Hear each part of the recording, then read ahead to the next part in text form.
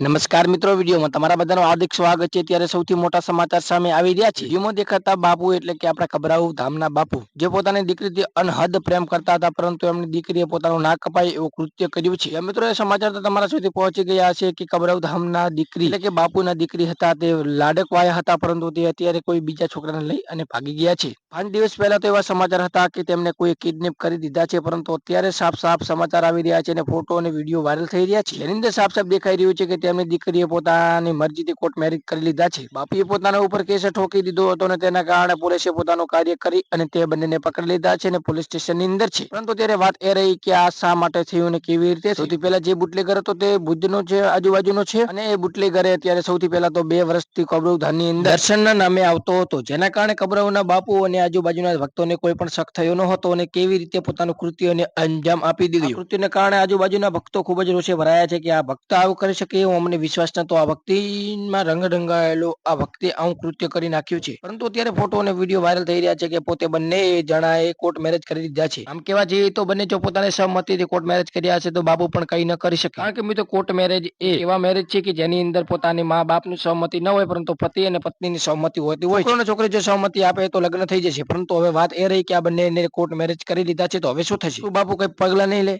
ના મિત્રો, બાપુ પગલા તો લેશે, પરંતુ તેના સામે કોઈ પણ કોર્ટ કાર્યવાહી થશે નહીં। તો વિડીયો અંદર જોઈ શકો છો કોર્ટ મેરેજનું સર્ટિફિકેટ પણ આવી ગયું છે। એ બંને પોતાની ખૂબ જ કાળજીપૂર્વક અને સાવધાનીથી પોતે બધું કાર્ય કરેલું છે। આમ જોવા જઈએ તો બાપુનું નામ આખા દુનિયાની અંદર છે અને આપણા ભારતની અંદર તો ખાસ અને ગુજરાતની અંદર તો વાત જ ન છોડી। મોટા મોટા રાજનૈતિક મોટા વ્યક્તિઓ બાપુને ચરણે આવીને નમે છે, પરંતુ અત્યારે બાપુને નીચું ઘાલે તેવું પોતાની દીકરીએ કરી નાખ્યું છે। બાપુ હવે શું કરશે ને એવી રીતે શું પ્રક્રિયા આવશે, હજી સુધી કોઈ વિડીયો આવ્યો નથી, પરંતુ જ્યારે પણ આવશે ત્યારે આપણે સૌથી પહેલા રાખી દઈશું। એટલે કોઈ પણ નવી અપડેટ જો તમારે સૌથી પહેલા જાણવી હોય તો આપણી ચેનલને સબસ્ક્રાઇબ કરી નાખજો, વિડીયોને લાઈક કરી નાખજો અને કોમેન્ટની અંદર તમારો અભિપ્રાય જરૂરથી આપજો અને આ વિડીયોને વધુમાં વધુ લોકો શેર કરજો। બસ આજના વિડીયોમાં આટલું જ, મળીશું હવે નેક્સ્ટ વિડીયો સાથે। જય હિન્દ, જય ભારત।